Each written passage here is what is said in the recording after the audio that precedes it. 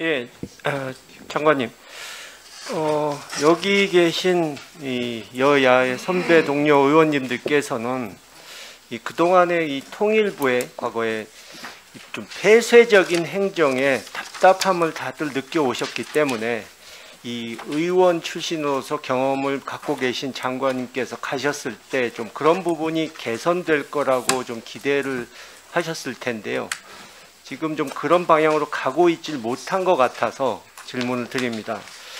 2018년 통일부 국감 때 그 당시 의원이셨던 장관님께서 5년간의 통일부 연구 용역 공개율이 52%였고 정책 반영 및 제도 개선 활용률이 18.4%로 저조하다고 지적을 하셨던 적이 있는데요. PPT 좀, 예. 근데 취임 후에도 변화가 별로 없는 것 같아요. 이 장관님 취임 이후에 연구 용역 공개율이 51.1%, 정책 반영, 제도 개선 활용률이 30%가 안 됩니다. 그러니까 연구 용역 활용도는 올라갔는데 공개율은 뭐 비슷한 수준이고요. 직전 장관이신 김현철 장관 때와 비교했을 때 공개율이나 정책 반영, 제도 개선 활용률이 조금씩 낮아지고 있다는 그러니까 다시 말해서 장관님의 뜻이 제대로 이 직원들에게 전해지지 않은 것 아닌가 하는 생각이 드는데 어떻게 보십니까? 예를 들면은 여기서 거기까지 얘기할 수 있는지 모르겠습니다만 공개하기 어려운 규정 이런 것들 때문에 공개할 수 없는 영역들이 좀 있습니다. 근데 저는 끊임없이 그런 거 일반 사업으로 전환시켜서 공개했으면 좋겠고, 공개할 수 없는 사업의 영역들도 공개해서 큰 지장이 없는 부분들은 좀 공개하는 방향으로 가자, 이렇게 일관되게 얘기하고 있습니다.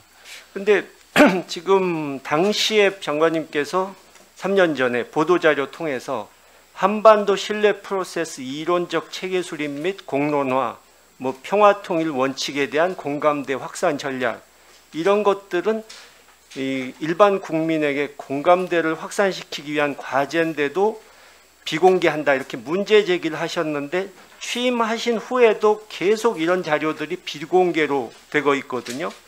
그때 장관님께서 하신 말씀이 수의계약 줄이고 심의위원회를 가동해서 공개하는 영역을 늘리고 정책으로 반영이 안 되면 민간 연구 용역에서 활용도라도 높여야 되는데 어느 것도 되고 있지 않기 때문에 이렇게 가서는 안 된다.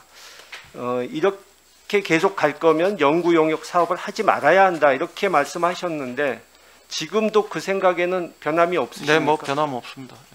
예, 의원 당시에 가지셨던 그 문제의 의식을 가지고 좀 폐쇄적이고 관성적인 행정을 혁파하는데 좀 앞장서 주시기 바랍니다. 말씀 나오신 김에 저도 이번 국감 준비하는 과정에서 이런 부분들이 다시 확인되고, 특히 비밀 인가와 또 공개 사이에 비공개 대외비 이런 등등의 영역들과 관련해서 좀 일정한 기준을 가지고 이제 좀 분명하게 정리해서 내년부터는 훨씬 더 공개의 영역이 많아지는 이런 과정으로 가자, 이렇게 좀 이야기를 했고, 조만간 한번 정리해 볼 생각입니다. 예, 정보공개청구법의 취지를 장관님도 잘 아실 텐데요. 그러니까 국민의 알 권리를 보장하고 국정에 대한 국민의 참여와 국정운영 투명성을 확보하자는 거 아니겠습니까?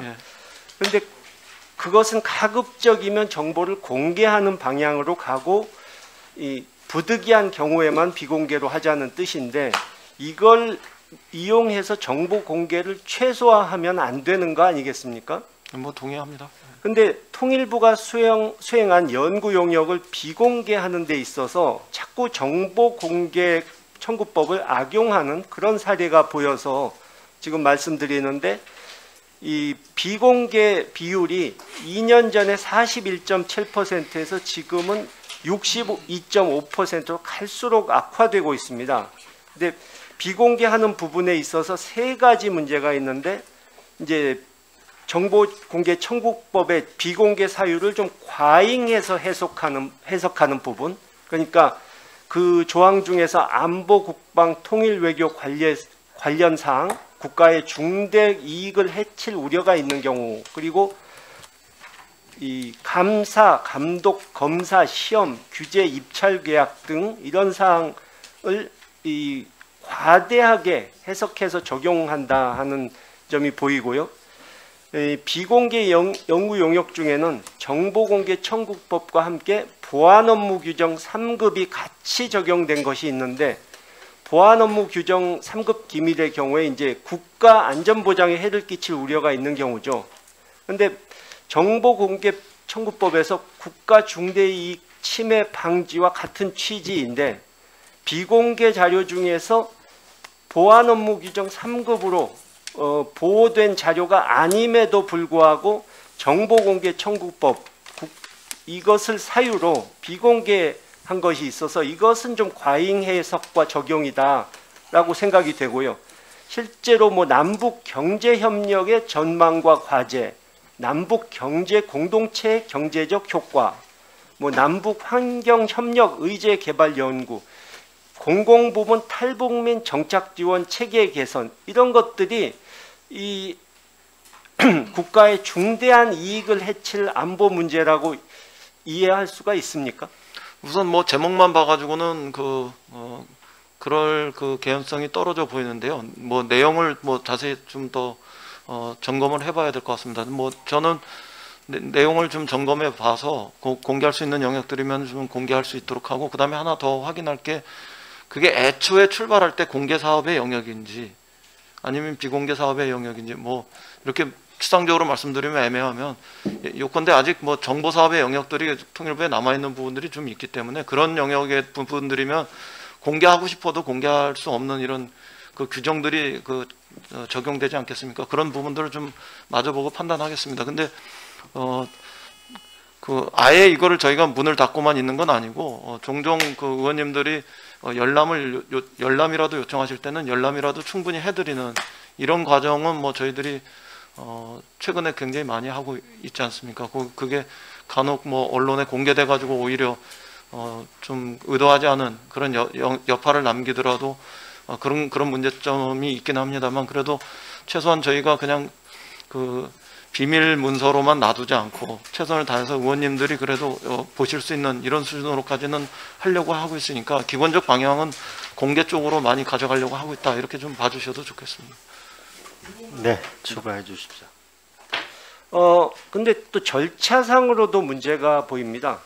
그러니까 정책 연구 결과의 공개가 정책 연구 용역 심의위원회에서 심의 의결을 해야 되는데, 통일부 제출 자료를 보면 전부 담당 부서의 정보 담당관 수준에서 결정한 것으로 확인이 되거든요. 근데 이렇게 내부 검토로 인한 비공개 경우에는 비공개가 해제되는 일시가 정해지고 이것이 공개가 돼야 되는데 전혀 이러한 조치가 없습니다. 이 규정에 있는 그 심의위원회 의결을 거치지 않아도 되는 겁니까, 이게? 뭐 상식적으로